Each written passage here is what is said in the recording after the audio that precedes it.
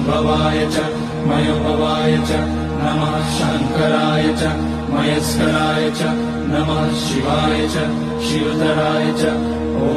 त्र्यम्बकं यजामहे सुगन्धिं पुष्टिवर्धनम् उर्वारुकमिव बन्धनान् मृत्योर्मुक्ष्यमामृतात् नागेन्द्रहाराय त्रिलोचनाय भस्माकराय महेश्वराय नित्याय शुद्धाय दिगम्बराय तस्मै नकाराय नमः शिवाय मन्दाकिनी सलिलचन्दनचर्चिताय नन्दीश्वर प्रमथनाथ महेश्वराय मन्दारपुष्य बहुपुष्य सुपूजिताय तस्मै मकाराय नमः शिवाय शिवाय गौरीवदनाब्जवृन्द सूर्याय रक्षाध्वरनाशकाय श्रीनीलकण्ठाय वृषध्वजाय तस्मै शिकाराय नमः शिवाय वसिष्ठकुम्भोद्भवगौतमाय मुनीन्द्रदेवार्चितशेखराय चन्द्रार्कवैश्वानरलोचनाय तस्मै वकाराय नमः शिवाय